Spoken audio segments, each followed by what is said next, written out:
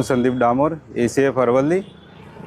આજ રોજ સવારે મોડાસા જીઆઈડીસી વિસ્તારમાં દીપડો દેખાયાના સમાચાર મળતા સીસીટીવી ચેક કરતા દીપડો દેખાવા મળેલ છે અને નજીકના જંગલ વિસ્તારમાં સર્ચ ટીમ બનાવી અને સર્ચ ઓપરેશન અત્યારે ચાલુ છે।